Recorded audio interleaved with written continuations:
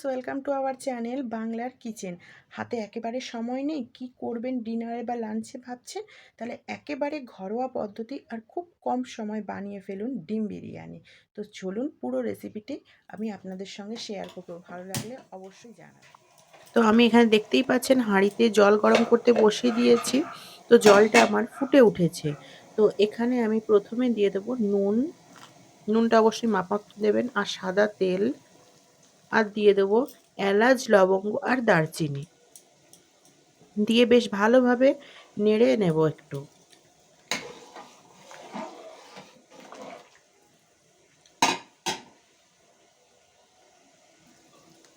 তো এখানে আমি ইউজ করছি রাইসের জন্য ফরচুন সুপার বাসমতি রাইস। আমার চালটা ধোয়া হয়ে গেছে, তো আমি এখানে চালটা দিয়ে দিচ্ছি।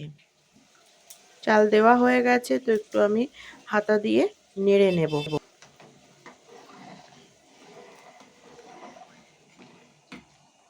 তো ভাতটা দেখছেন অনেকটাই শক্ত, এখনো হয়নি, তো এটা আরেকটু হবে, তারপর আমি নামাবো। দেখতেই পাচ্ছেন ভাত ফুটে উঠেছে, আর ভাতটা একটু শক্ত থাকতে নাবিয়ে নেব, কারণ ফ্রাইড রাইস বিরিয়ানি একটু শক্ত চাল ছাড়া ভালো লাগে না। তো এটা আমি নাবিয়ে নিয়েছি, আর এখানে সেদ্ধ করে নিয়েছি ডিম আর আলু।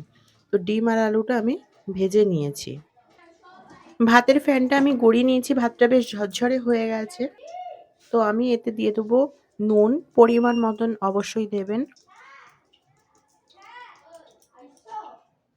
আর দিয়ে দেব 2-3 চামচ ঘি। নুন দেওয়ার এটাই কারণ এরপর আমি বিরিয়ানিটা বসিয়ে দেবো। এক্সট্রা নুন তো আর দেবো না, সেহেতু নুন কম হয়ে যায়, এই জন্য আমি নুনটা দিলাম। তো এবার আমি ভালোভাবে নেড়ে চেড়ে মিক্সড করে নেব।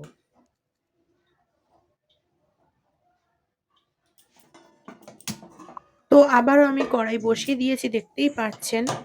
তো এখানে আমি দিয়ে দেবো প্রথমে সর্ষের তেল,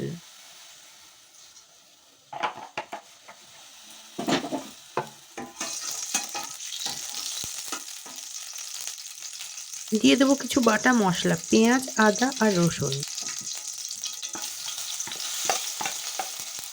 দিয়ে বেশ ভালোভাবে আমি একটু মশলাগুলো নাড়াচাড়া করে নেব।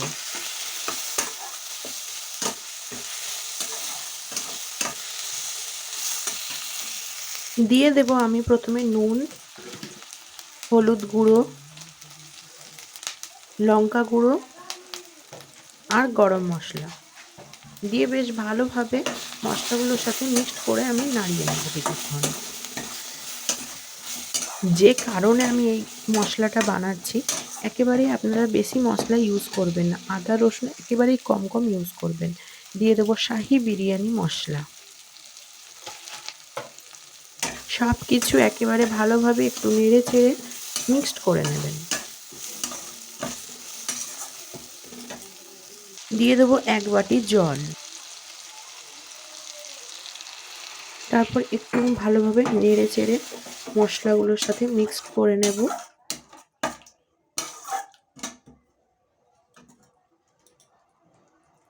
তো দেখুন বন্ধুরা, ফুটে উঠেছে, আমি দিয়ে দেবো একটু গোটা জিরে। গোটা জিরেটা পারলে অবশ্যই একটু হাতে ঘষে নেবেন, দিয়ে দেবেন, তাহলে গোটা জিরে যে গন্ধটা ওটা বেরোবে। তো এরপরে আমি দিয়ে দেবো ভেজে রাখা আলু আর ডিমগুলো, দিয়ে আবারও বেশ ভালোভাবে নেড়ে চেড়ে নেব।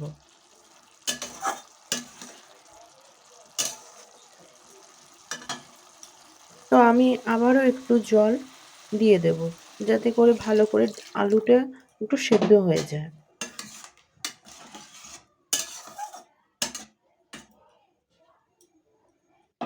তো আমি কিছুক্ষণের জন্য গ্যাসটা সিম করে ঢাকা দিয়ে দেব।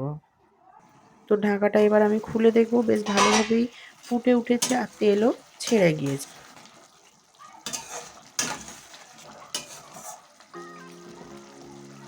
দেখতেই পাচ্ছেন বন্ধুরা, এটা আমার কমপ্লিট হয়ে গেছে।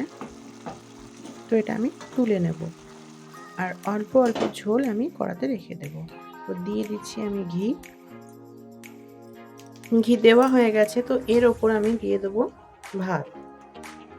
ভাতটা বেশ মোটা করে একটু দেব।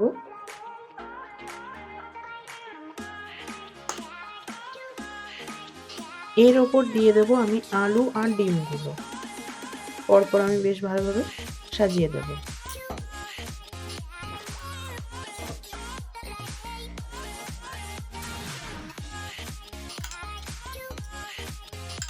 এর ওপর আমি আবারও যে ভাত কটা রয়েছে পুরো ভাতটাই আমি দিয়ে দেব। দিয়ে ভাত দিয়ে যাতে ডিম আর আলুগুলো আমার ঢাকা পড়ে যায়।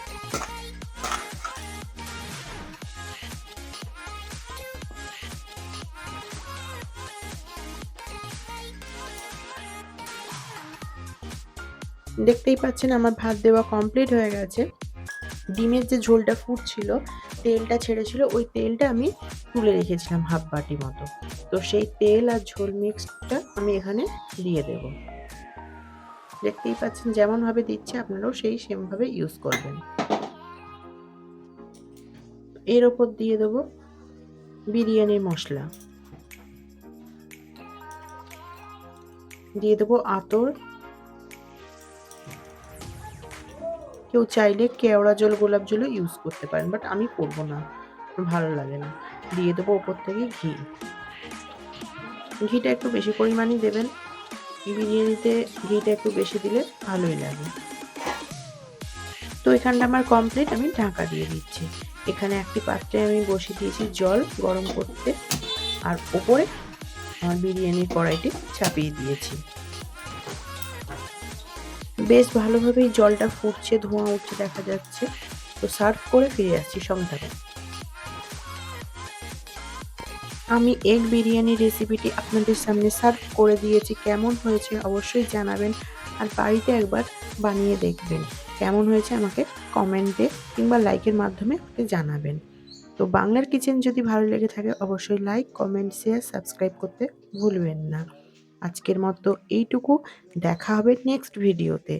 নমস্কার বন্ধুরা, ভালো থাকবেন।